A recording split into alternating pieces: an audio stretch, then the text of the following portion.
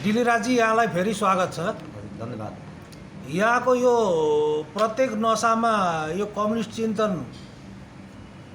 बगेको रहेछ। अब कम्युनिस्टप्रति निराशाको पनि कुरो गर्नुभयो। कम्युनिस्टहरू सुध्रिन सक्ने सम्भावना चाहिँ देख्नु भएको छ कि छैन? संक्षिप्त रूपमा भनिदिनु न।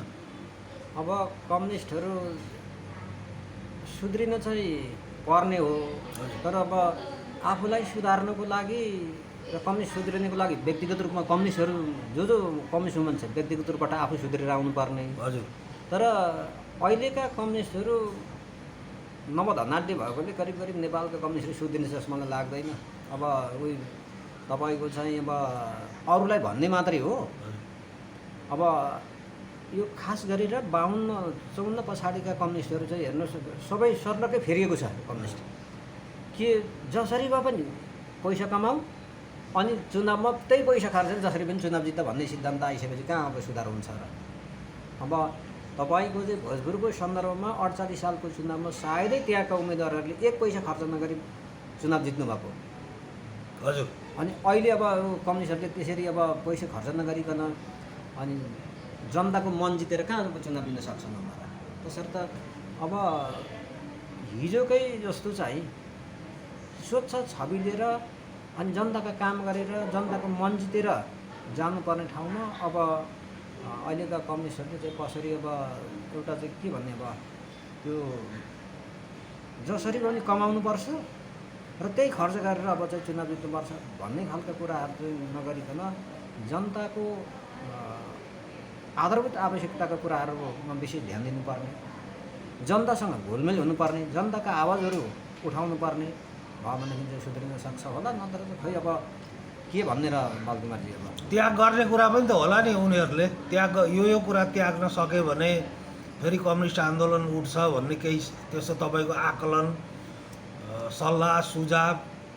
अब दलदलमा फसिसके पछाडि अब उहाँहरू कसरी चोखिनुहुन्छ भन्ने कुरा त अब भन्न गाह्रै छ। अब हजुरलाई थाहा भएकै कुरा हो, अहिले कम्युनिस्टका नेताहरूकै अब यो माइक्रो फाइनेन्सहरू उहाँहरूकै छ, उहाँहरूकै ब्याङ्क होला, उहाँहरूकै हस्पिटल, उहाँहरूकै निजी विद्यालय, अनि कुरा गर्नुहुन्छ नि कम्युनिस्ट पनि कसरी अनि भेट खान्छ र?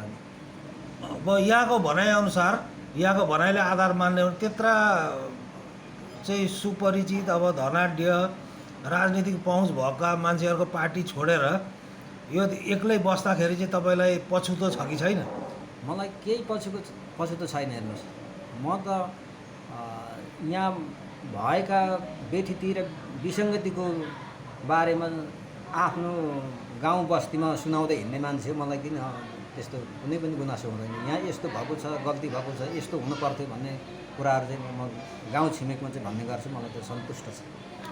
तपाईँलाई यो श्रम संस्कृति पार्टीको के कुराले चाहिँ आकर्षित गर्यो त डिलिराजी? श्रम संस्कृति पार्टीको एउटा श्रम गर्ने वर्ष भन्ने कुरा। हजुर। अब निस्वार्थ रूपमा हर्क साम्पाङले श्रम गरेर धरानलाई केही बनाउनु भएको छ र उहाँ धरानको मेयर हुँदाखेरि पनि के देखिन्छ भने उहाँका त्यत्र विरोधीहरू हुनुहुन्थ्यो। एमाले, नेपाली काङ्ग्रेस, राप्रपा जति विरोधीहरू थियो अनेक कुरा अभियोग लगाए पनि नगरपालिकाबाट चाहिँ यति भ्रष्टाचार गरौँ भनेर त उहाँहरूले भन्न सक्नु भएन। खोज्यो भनेदेखि सायदै अरू ठाउँको मेयरहरूको भेटिन्छ होला। त्यत्रो खेलो गर्दा पनि उहाँलाई भ्रष्टाचारको दाग लगाउन सकेन र त्यो उहाँले भ्रष्टाचार पनि गर्नुभएको छैन रहेछ भन्ने बुझिन्छ। र अर्को चाहिँ के छ भने कुनै पनि निर्माण गर्नको लागि श्रम गर्नुपर्छ भन्ने सिद्धान्त उहाँको मलाई मन परेको थियो। त्यो श्रमदानका लागि बाहिरबाट धेरै पैसा आएको थियो, त्यसको हरहिसाब सार्वजनिक र पारदर्शी भएन भन्ने कुरा पनि अहिले आइराखेको छ नि त। यो विषयमा पनि त तपाईँको केही मत होला नि त? त्यो एउटा मादल बजे पछाडि के गर्छ भने प्रत्येक मान्छेले आफ्नो प्रतिक्रिया दिन्छ नि। हजुर, जसरी मादल बज्छ त्यसरी होइन, त्यो भन्दा पनि जस्तो कोही गुनगुनाउँछन्, हजुर, कोही टाउको हल्लाउँछन् होला, कोही खुट्टा चाल्छन् नि, कोही नाच्छन्। त्यो प्रतिक्रिया दिएको। अब बाहिरबाट आएको चन्दालाई चाहिँ चरम अब दुरुपयोग गरौँ भन्ने कुराहरू चाहिँ त्यो चाहिँ एउटा विरोधको कुराहरू हजुर हजुर जस्तो लाग्छ मलाई चाहिँ। हजुर अनि त्यस्तो अब दुरुपयोग गरौँ भनेर आवाज उठाउनेले ऊ आफै एकपटक त्यो चन्दा सङ्कलन गरेर किन तम्सिँदैन त? त्यो तपाईँको चाहिँ यो दार्चुलाको पुल जुन चाहिँ बन्दैछ नि, त्यहाँ मैले पटक पटक हेरेको थिएँ। धेरैले चाहिँ के लेख्नु भएको भनेदेखि चरम दुरुपयोग गर्यो, भ्रष्टाचार गर्यो भनेर। त्यस्तो भन्ने मान्छेले त्यो अर्को ठाउँमा पनि त होला नि त। बरु उनीहरूले चाहिँ जमर्को गरेर चाहिँ त्यस्ता मान्छेहरूको जमातले अर्को ठाउँ पुल्याउँदा त हुने नि त। त्यो हिसाब पारदर्शी गर्दा त बिग्रिँदैन होला नि त।